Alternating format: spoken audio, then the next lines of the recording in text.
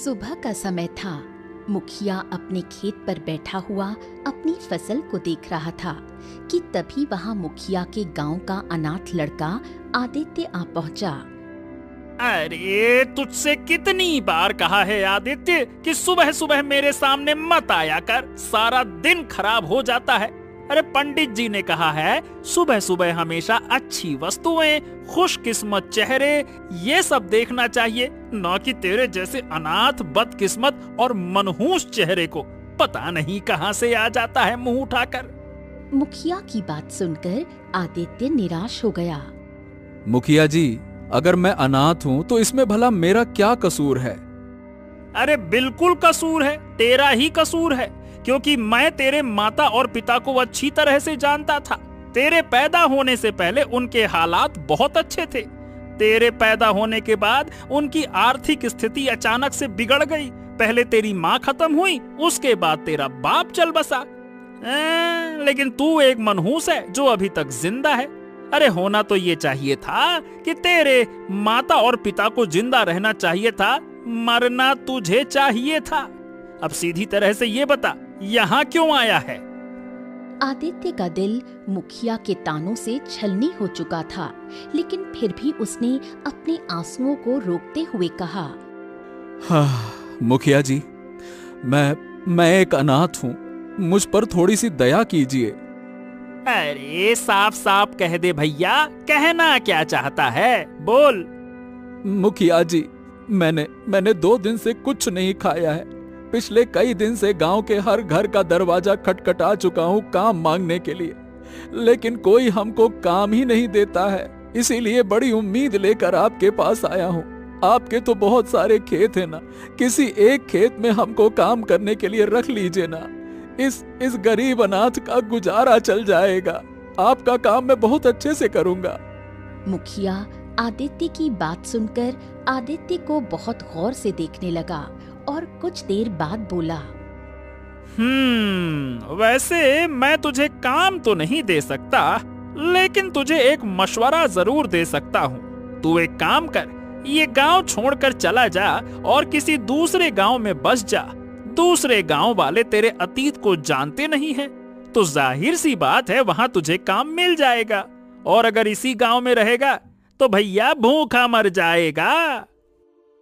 आदित्य निराश होकर मुखिया के खेत से वापस आ गया और एक वृक्ष के नीचे बैठ गया। आदित्य का भूख से बुरा हाल हो रहा था कि तभी उसकी नजर अपने ही गांव के सुखिया चाचा पर पड़ी, जो अपने बच्चों को रोटी खिला रहे थे। कितनी बार कहा है पिताजी कि मुझे घी लगी रोटी ही पसंद है।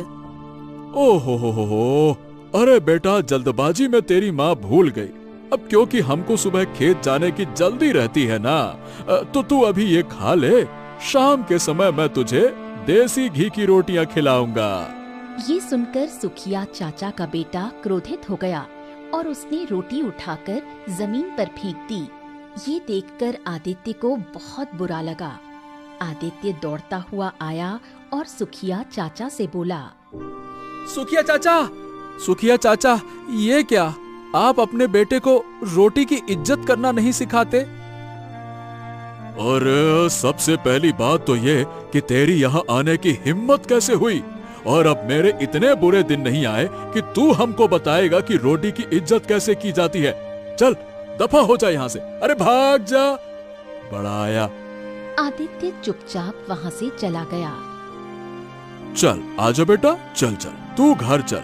तू मानेगा नहीं ना, तुझे घी लगी रोटियां चाहिए। चल, मैं तेरी माँ से दोबारा रोटियां बनवाता हूँ। चल बेटा चल। आदित्य फिर से आकर उसी वृक्ष के नीचे बैठ गया। तभी वहाँ पर आदित्य की पड़ोसन बिंदिया आ गई। बिंदिया के माँ बाप भी बहुत ही ज्यादा गरीब थे। अरे आदित्य, तेरा चेहरा क्यों उतरा हुआ है? आदित्य ने सारी घटना बिंदिया को बताई। बिंदिया की आंखों में आंसू आ गए। ये संसार कुछ ऐसा ही है, किसी के पास इतना है कि उसका बेटा रोटी की कद्र नहीं करता और कोई एक एक दाने को तरस जाता है। लेकिन तू चिंता मत कर आदित्य, मेरा दिल कहता है कि तेरे दिन एक दिन जरूर बदलेंगे। काश मेरे घर पर रोटी होती तो मैं तुझे जरूर खिलाती, लेकिन तू तो जानता है कि मेरे माँ पिता और मैं सारा दिन मेहनत करते हैं, तब कहीं जाकर हम लोगों को रोटी नसीब होती है, वो भी भर पेट नहीं, केवल जीने के लिए। इतना कहकर बिंदिया की आंखों में आंसू आ गए और वो वहां से चली गई। आदित्य पेट पर हाथ रखकर बैठ गया और बोला, अब मेरा तो हाल भूख से बेहाल होता जा रहा है। क्या करूं, क्या करूं, क्या करूं? सोचता हूं कि चोरी करूं, लेकिन हमारे संस्कार हमको इजाजत नहीं देते। अगर पकड़ा गया तो वैसे भी गांव वाले हमको बख्शेंगे नहीं। आदित्य काफी देर तक पेड़ के नीचे बैठा रहा और उसकी भूख से हालत बिगड़ती चली गई। उसकी नजर बार बार उस रोटी पर पड़ रही थी जो सुखिया चाचा के बेटे ने झाड़ियों में धूल के पास फेंक दी थी। थक हार कर आदित्य वहां गया और रोटी को उठाकर साफ करने लगा। जैसे ही वो खाने वाला था, तभी एक मैना पक्षी, जो आम मैना से आकार में बड़ी और चाल में तेज थी, उड़ती हुई आई और आदित्य की रोटी छीन कर ले गई। अरे मेरी रोटी हमको वापस दे दो। मेरा भूख से बहुत बुरा हाल हुआ जा रहा है। मेरी रोटी। मगर मैना पक्षी जंगल की ओर उड़ गई। मजबूर और भूखा आदित्य तड़पता हुआ मैना पक्षी के पीछे जंगल की ओर भागने लगा। काफी देर तक जंगल की गहराई में भागते भागते आदित्य थककर एक तालाब के किनारे गिर गया। हाय रे मेरी किस्मत, एक रोटी जैसे तैसे हाथ लगी, वो भी एक पक्षी छीन कर ले गया। तभी वही मैना पक्षी उड़ती हुई आई और आदित्य को रोटी लौटा दी। फिर अचानक वो इंसानी आवाज में बोली, लगता है तू कुछ ज्यादा ही भूखा है और भूखा ही रोटी की कीमत जानता है। मैना पक्षी के मुंह से इंसानी आवाज सुनकर आदित्य बुरी तरह चौंक गया। अरे तुम तो मैना पक्षी हो, तुम मनुष्य की भाषा में कैसे बात कर सकती हो? हर बात का रहस्य होता है। ये भी एक रहस्य है कि मैं मनुष्य की भाषा में कैसे बात कर सकती हूँ, लेकिन हर रहस्य एक न एक दिन खुलता भी है। ये रहस्य भी एक दिन जरूर खुलेगा। पहले तू रोटी खाकर अपने पेट की आग बुझा। आदित्य तुरंत रोटी खा लेता है और तालाब का ठंडा पानी पीकर उसे बहुत सुकून मिलता है। लगता है तू काफी दिनों से भूखा था। हाँ, मैं एक अनाथ हूँ। गांव में सब जगह काम मांगा, लेकिन किसी ने काम ही नहीं दिया। ये सुनकर मैना पक्षी चौंक गई। क्यों? क्या तुम्हारे गांव में काम नहीं? अरे काम तो बहुत है, लेकिन मेरे गांव वालों की सोच बहुत बुरी है। दरअसल क्या है कि मैं एक अनाथ हूँ और उन्हें ऐसा लगता है कि अनाथ मनहूस होता है। मेरे गांव वाले अक्सर मुझे ताना मारते हैं कि मैंने अपनी मनहूसियत के कारण अपने माँ बाप को खो दिया। ये सुनकर मैना पक्षी हंसने लगी। कोई बात नहीं, समय उन्हें सब सिखा देगा। अगर तू चाहता है कि तू भूखा ना रहे, तो तुझे एक काम करना होगा। कौन सा काम? क्या तूने ठाकुर गुर्जर सिंह की हवेली देखी है? ये सुनकर आदित्य चौंक गया। ठाकुर गुर्जर सिंह की हवेली तो वर्षों से वीरान पड़ी हुई है। कहते हैं कि बरसों पहले ठाकुर गुर्जर सिंह अपनी पत्नी के साथ किसी रिश्तेदार की शादी में गया था और फिर आज तक कभी वापस नहीं आया। मैं तुझे केवल ये बताना चाहती हूँ कि ठाकुर गुर्जर सिंह की हवेली के पीछे एक मंदिर है जो वर्षों से बंद पड़ा हुआ है। मैं चाहती हूँ कि तू इस मंदिर को खोले। मंदिर का बंद रहना शुभ नहीं है। हैं, ये लो, अजीब बकवास कर रही हो तुम। अरे मंदिर को भला मैं क्यों खोलूं? गांव वालों को नहीं पता क्या? और वैसे भी मुझे काम की जरूरत है, मुझे पुजारी नहीं बनना। जो मैं कहती हूँ उसे करके तो देख, तुझे रोज रोज भूखा नहीं रहना पड़ेगा। आदित्य गहरी सोच में डूब गया और कुछ देर बाद बोला, ठीक है, चलो, मुझे मंजूर है। मैं कल ही उस मंदिर को खोलकर साफ सफाई कर दूंगा। और मैं तेरे साथ ही रहूंगी। अब देखो, मुझे तो कोई ऐतराज नहीं है, लेकिन किसी दूसरे के सामने मनुष्य की आवाज में बोलने की गलती बिल्कुल मत करना। हर कोई मेरी तरह नहीं होता है। हाँ, लोग तुम्हारे मुंह से इंसानी आवाज सुनेंगे तो डर जाएंगे और तुम्हें नुकसान पहुंचाने में कोई कसर ना छोड़ेंगे। हो सकता है कि वो तुमको मार भी दें। समझ गई?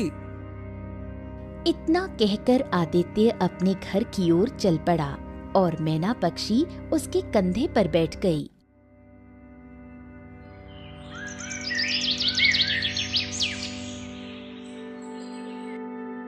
अगले दिन आदित्य सीधे ठाकुर गुर्जर सिंह की हवेली के पीछे गया, जहां एक मंदिर स्थित था। कहते हैं ये मंदिर ठाकुर गुर्जर सिंह के लापता होने के बाद से ही बंद पड़ा था, क्योंकि वहां ठाकुर जी की ही पूजा होती थी। आदित्य ने मंदिर को खोला और सफाई करने लगा। तभी वहां इत्तेफाक से गांव का मुखिया आ गया। आदित्य को मंदिर में देखकर वो बुरी तरह क्रोधित हो गया। अरे ये क्या, मंदिर में आदित्य? अरे तेरी हिम्मत कैसे हुई मंदिर के अंदर प्रवेश करने की? तूने इस वर्षों पुराने मंदिर को क्यों खोला रे? राम राम राम राम भगवान। मुखिया जी, मंदिर का बंद रहना अशुभ होता है, इसलिए खोला। मुखिया गहरी सोच में डूब गया। अरे बात तो तूने पते की कही है, लेकिन अब जब तूने मंदिर खोल ही दिया है तो गांव के मुखिया होने के नाते जिम्मेदारी मेरी बनती है कि मैं यहाँ किसी पुजारी को नियुक्त करूं। और हाँ, मंदिर की साफ सफाई की जिम्मेदारी भी मेरी है। चलो ठीक है, मैं गांव के कुछ लोगों को बुलाकर इसकी सफाई करवाता हूँ और कल से ही इस मंदिर में पूजा अर्चना और आरती का प्रारंभ किया जाएगा। और अब से तुझे मंदिर में घुसने की कोई जरूरत नहीं है। आदित्य गुस्से से मंदिर से कुछ दूर चला गया। तभी वहां पर मैना पक्षी उड़ती हुई आ गई। अरे क्या बात है, कल तो तुम्हारे चेहरे पर भूख नजर आ रही थी, लेकिन आज तुम्हारे चेहरे पर क्रोध आ रहा है। अरे केवल तुम्हारी वजह से ही क्रोध नजर आ रहा है मेरे चेहरे पर। तुम्हारे कहने पर मैंने मंदिर खोला, साफ सफाई की, और तभी आ धमके मुखिया जी मुझे बुरा भला कहकर धक्के मार कर भगाया है। और कहते हैं कि पुजारी भी वही नियुक्त करेंगे और मंदिर की साफ सफाई भी वही करवाएंगे। और मैं क्या, मैं तो मंदिर में भी नहीं आ सकता, ऐसा बोला। मैना पक्षी हंसने लगी। तो इसमें बुरा मानने की क्या बात है, भगवान तो मन में बसते हैं। ये सुनकर आदित्य चौंक गया। ओहो, तुम्हारी बातें तो मेरे समझ से बाहर हैं। अगर भगवान मन में बसते हैं तो मंदिर क्यों खुलवाया, बताओ? कभी कभी हमें कोई बात बहुत बाद में समझ आती है। इसका मतलब ये है कि वो बात समझने का अभी हमारे लिए समय नहीं है।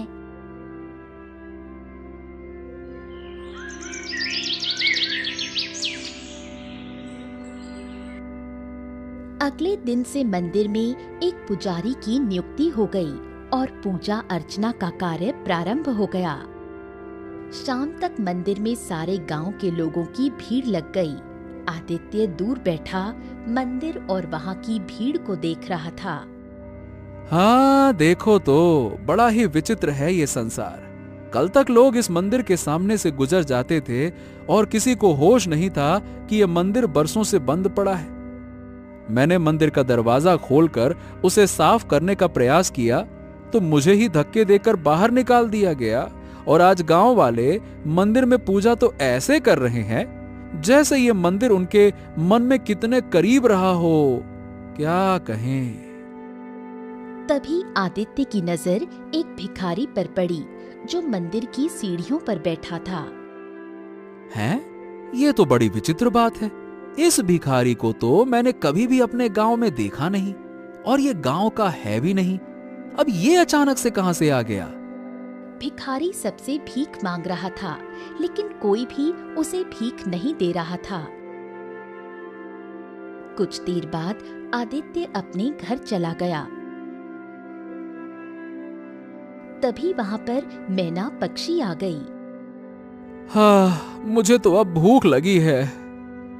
सब्र करो, क्या तुमने मंदिर के बाहर सीढ़ियों पर उस भिखारी को नहीं देखा? हाँ, देखा है। और वो भिखारी है कौन, कहां से आया? कुछ समय बाद पता लग जाएगा। बस यूं समझ लो कि अब तुम भूखे नहीं रहोगे। आदित्य चुप हो गया। अगले दिन आदित्य सोकर उठा ही था कि तभी उसके कानों में उसी भिखारी की आवाज टकराई। एक रोटी दे दो, एक रोटी दे दो, देने वाले का भला होगा। मुझे वो रोटी चाहिए जो तुम्हारे लिए बेकार है। ये सुनकर आदित्य चौंक गया और सीधे मंदिर की सीढ़ियों पर जाकर उस भिखारी के पास पहुंचा। ए बाबा, कौन हो तुम? मतलब भीख मांगते तो कई लोगों को देखा, लेकिन तुम्हारा भीख मांगने का अंदाज तो बड़ा ही विचित्र है। तुम वो रोटी क्यों मांग रहे हो जो लोगों के लिए बेकार होती है, मतलब जो लोग फेंक देते हैं? क्योंकि मैं रोटी की कीमत जानता हूँ। भिखारी गांव के घरों के दरवाजों पर जाकर रोटी मांगने लगा। कुछ देर बाद वो मुखिया के दरवाजे पर पहुंचा। मुखिया ने दरवाजा खोला। लगता है तू किसी दूसरे गांव का भिखारी है। एक रोटी दे दो, भगवान तुम्हारा भला करेगा। हाँ, ये ले, ताजी रोटी ले ले। नहीं नहीं, मुझे वो रोटी दो जो तुम्हारे किसी काम की नहीं। हैं? अरे लगता है कि तू पागल वागल है क्या? मैं तुझे ताजी रोटी दे रहा था, लेकिन शायद तेरी किस्मत में बासी रोटी ही लिखी है। अजी सुनती हो, जाकर वो कल की सूखी रोटी ले आओ जो तुम फेंकने वाली थी, वही चाहिए इसको।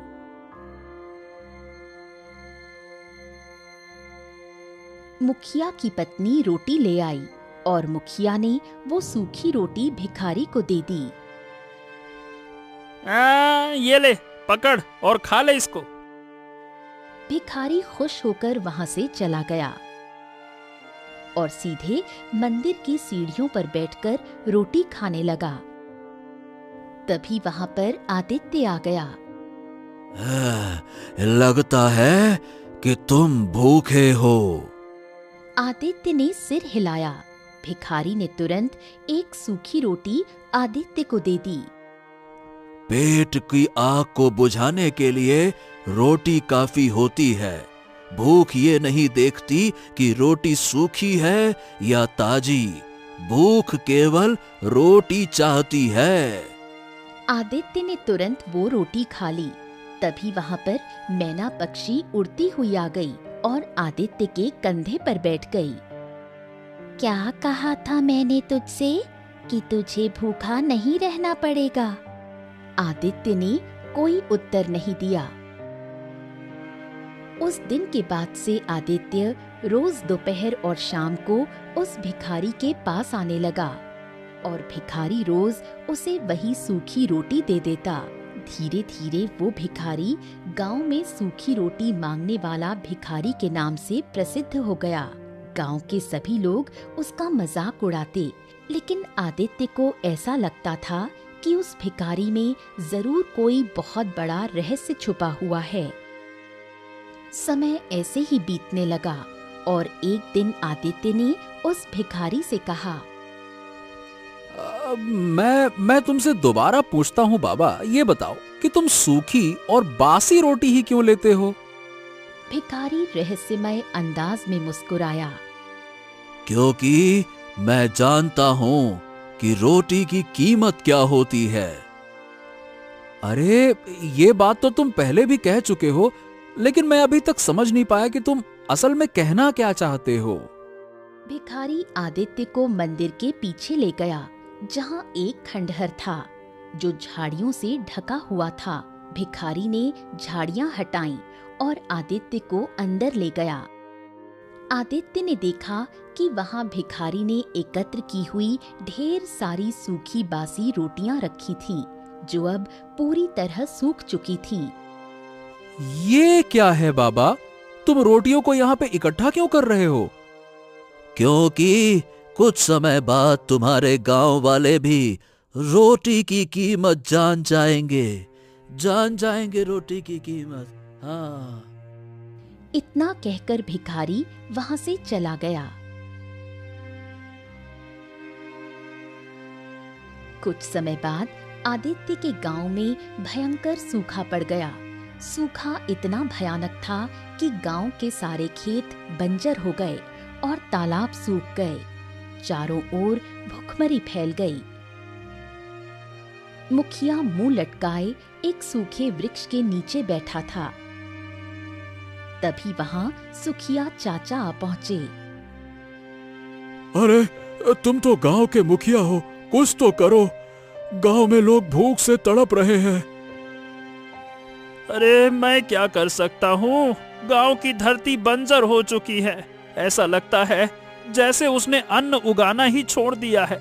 यहाँ तक कि गांव के सारे तालाब भी सूख चुके हैं। कुछ तालाब जंगल में बचे हैं, लेकिन वो बहुत दूर हैं। हम चाहकर भी वहां से पानी गांव तक नहीं ला सकते। अरे मुखिया, मेरे परिवार ने 2 दिन से कुछ भी नहीं खाया है। सारा अनाज खत्म हो गया है। क्या करूं? अरे सुखिया, तुम अपनी बात कर रहे हो? मेरा परिवार स्वयं 3 दिन से भूखा है, जबकि मैं गांव का मुखिया हूँ। और तो और मैं गांव के ऐसे कई परिवारों को जानता हूँ जो भूख से मरने की कगार पर है। तभी उन सभी के कानों में एक आवाज गूंजी। जिन सबको भूख लगी है वो मंदिर के पीछे वाले खंडहर में आ जाओ। जिन सबको भूख लगी है मंदिर के पीछे वाले खंडहर में आ जाओ। मुखिया चौंक कर उठा और सुखिया चाचा से कहा, ए सुखिया, ये तो वही भिखारी है ना जो गांव में अक्सर सूखी और बासी रोटी मांगता था? हाँ, आप सही कह रहे हो मुखिया जी। और जब से गांव में सूखा पड़ा है, तब से उसने भी भीख नहीं मांगी। मुखिया की आंखों में चमक आ गई। हाँ, मेरा तो भूख से हाल बेहाल है। जरूर इस भिखारी के पास कुछ खाने को होगा। चलते हैं सुखिया, चल। कुछ ही देर में मुखिया, सुखिया और सारा गांव दौड़ता हुआ मंदिर के पीछे खंडहर पर जा पहुंचा। भिखारी ने तुरंत झाड़ियां हटाईं और गांव के मुखिया की ओर देखा। वो देखो, अंदर रोटी का ढेर है, जाओ।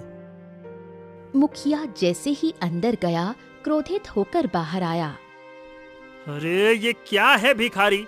अरे ये तो वही रोटियां हैं जो तूने हमसे भीख मांग कर ली थी, और अब तू हमें ही खिलाना चाह रहा है, क्यों? देखो, अगर तुम्हें भूख लगी है तो तुम्हारे पास केवल यही खाना है, अन्यथा कुछ भी नहीं है।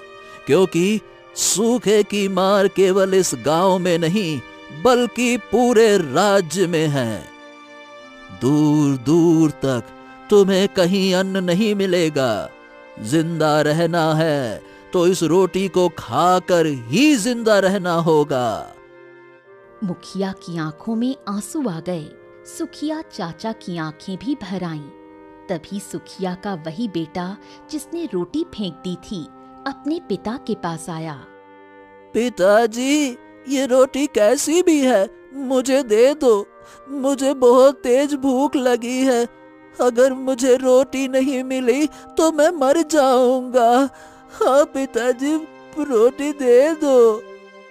सुखिया ने तड़पते हुए अपने बेटे को गले लगा लिया। अरे मेरे बेटे, रो मत मेरे बेटे। सुखिया ने मुखिया से कहा, मुखिया जी, हम तैयार हैं। हम किसी भी तरह से अपने पेट की आग बुझाना चाहते हैं। हाँ, और मैं भी। हाँ। कुछ ही देर में सारा गांव उस खंडहर से सूखी रोटियां उठाने लगा और उन्हें ऐसे खाने लगा जैसे उनके सामने कोई स्वादिष्ट व्यंजन परोसा गया हो। आदित्य ये दृश्य देख रहा था। मैना पक्षी उसके कंधे पर बैठी थी। आदित्य भिखारी के पास पहुंचा।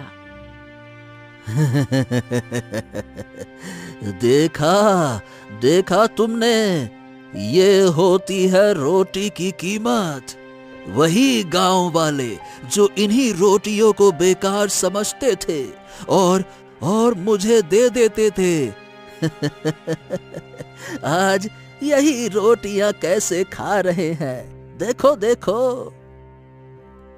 हाँ, अब मैं समझ गया। लेकिन बाबा, आखिरकार आप हैं कौन?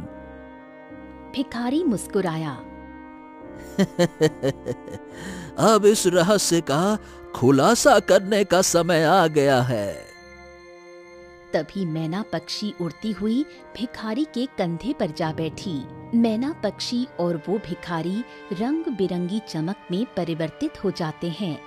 कुछ ही क्षणों में वो मैना पक्षी एक स्त्री में बदल जाती है और वो भिखारी सेठ गुर्जर सिंह में। ये देखकर आदित्य और सारे गांव वाले चौंक जाते हैं। मुखिया दौड़ते हुए आता है। अरे, ये तो हमारे गांव का सेठ गुर्जर सिंह और उनकी पत्नी है, जो बरसों पहले रिश्तेदार की शादी में गए थे लेकिन वापस लौटकर कभी नहीं आए। सुखिया चाचा भी दौड़ते हुए आते हैं। सेठ जी, आखिरकार ये क्या रहस्य है? सेठ गुर्जर सिंह मुस्कुराते हुए सबकी ओर देखते हैं। मैं बताता हूँ। बरसों पहले सेठ गुर्जर सिंह अपनी पत्नी के साथ बैलगाड़ी में रिश्तेदार की शादी से लौट रहा था। कुछ देर तालाब के किनारे बैठकर आराम कर लेते हैं और खा पीकर फिर चलते हैं। बिल्कुल सही कह रही हो भाग्यवान। हाँ, भूख तो हमको भी बहुत तेज लगी है। दोनों बैलगाड़ी से उतरकर तालाब के किनारे बैठते हैं और रोटी सब्जी निकालकर खाना खाने लगते हैं। भोजन के बाद सेठ की पत्नी बची हुई रोटियां झाड़ियों में फेंक देती है। तभी वहाँ एक साधु आ जाता है। ये तुम क्या कर रही हो? तुमने जो रोटियां फेंकी हैं, वो पाप है। हमारा पेट भर चुका है, अब हमें रोटियों की कोई आवश्यकता नहीं, और वैसे भी गांव तक पहुँचते पहुँचते ये सूख जाएंगी। ये सुनकर साधु क्रोधित हो गया। जिस जंगल में तुम जा रही हो, वहां तुम्हें सैकड़ों लोग मिलेंगे जो भूखे होते हैं। तुम ये रोटियां उन्हें देकर पुण्य कमा सकते थे। तो इसमें हम क्या करें? क्या हमने उन्हें रोटियां खिलाने का ठेका ले रखा है? पुण्य कमा सकते हैं। समझ गया, तुम्हारा पेट भरा हुआ है और तुम्हारा मन घमंड से अंधा हो चुका है। तुम भूल चुके हो कि रोटी की कीमत क्या होती है। ए साधु, बकवास बंद कर। तेरे जैसे कई साधु देखे, समझा? और ये क्या लगा रखा है, रोटी की कीमत, रोटी की कीमत है? रोटी अनमोल होती है और ये कीमत तब समझ आती है जब कोई कई दिन से भूखा हो और उसके सामने एक सूखी रोटी हो जो उसकी जान बचा सकती हो। लेकिन वो रोटी भी इतनी आसानी से ना मिले। और जब तक तुम दोनों रोटी की कीमत नहीं समझोगे, तब तक तुम श्रापित रहोगे। अचानक रंग बिरंगी लहरें चारों ओर फैल गईं। सेठ की पत्नी एक मैना पक्षी में बदल गई और सेठ एक भिखारी में। दोनों अपने बदले हुए रूप को देखकर फूट फूट कर रोने लगे। भिखारी बन चुका सेठ साधु के चरणों में गिर पड़ा। मुझे क्षमा कर दो साधु बाबा, मुझे क्षमा कर दो साधु बाबा, मुझे क्षमा कर दो। ठीक है, लेकिन श्राप वापस नहीं लिया जा सकता। अब तुम्हें अपने श्राप का अंत स्वयं करना होगा। वो कैसे? बरसों बाद तुम दोनों अपने गांव पहुंचोगे। उस समय वहां आदित्य नाम का एक बालक जन्म लेगा जो एक एक रोटी के लिए तरसेगा। जिस तरह तुमने रोटी झाड़ियों में फेंकी थी, उसी तरह से तुम्हारे गांव का कोई बच्चा भी रोटी झाड़ियों में फेंकेगा और आदित्य भूख से तड़पता हुआ उस रोटी तक पहुंचेगा। नियति तुम्हें उस रोटी तक उसे पहुंचाने के लिए विवश करेगी। तुम्हें अपना रहस्य तब तक किसी को नहीं बताना है जब तक तुम पूरे गांव को रोटी की कीमत का एहसास न करा दो। और ये हम कैसे करेंगे?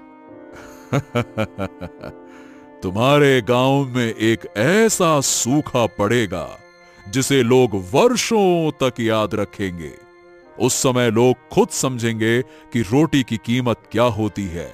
जब तुम्हारे गांव वाले रोटी की कीमत जान जाएंगे, तब तुम दोनों की मृत्यु हो जाएगी, क्योंकि तब तुम्हारा जीवन चक्र पूरा हो जाएगा और तुम्हें मोक्ष मिल जाएगा। इतना कहकर साधु रंग बिरंगी किरणों में विलीन होकर वहां से गायब हो गया।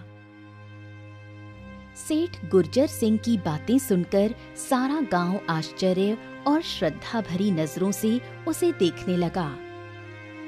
जब तुम उस रोटी को खाने के लिए दौड़े, इत्तेफाक से मैंने उस रोटी को उठा लिया, क्योंकि मैं भी कई दिन से भूखी थी। और जब तुम मेरे पीछे पीछे रोटी को लेने के लिए दौड़े, तब मुझे साधु महाराज की वो बात याद आ गई और मैं समझ गई कि अब मुझे क्या करना है। मैंने जानबूझकर तुमसे कहा था कि मंदिर का द्वार खोल दो। इतना कहकर सेठ की पत्नी चुप हो गई। और फिर मैं, जो कि बरसों से भिखारी के रूप में भटक रहा था, वहीं आ पहुंचा और गांव वालों से वही रोटियां मांगने लगा जिसे वो रोज फेंक दिया करते थे, क्योंकि मैं जानता था कि मेरे गांव में सूखा पड़ने वाला है।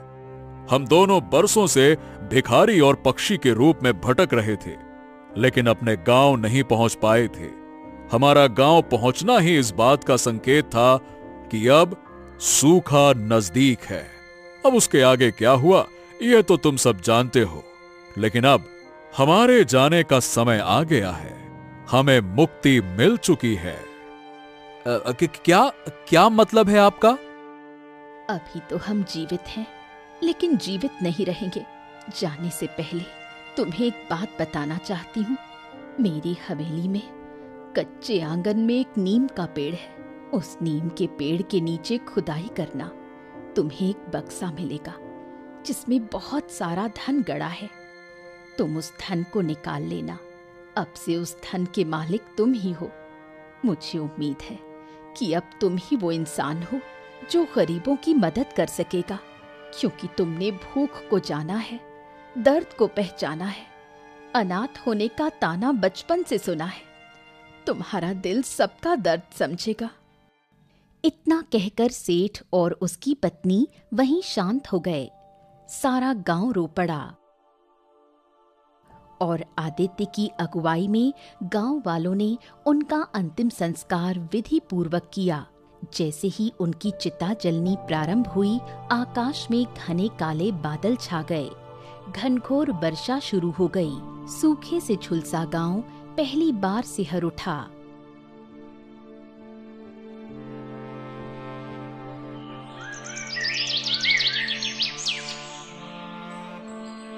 अगले दिन आदित्य सेठ गुर्जर सिंह की हवेली पहुंचा, जो अब एक खंडहर बन चुकी थी।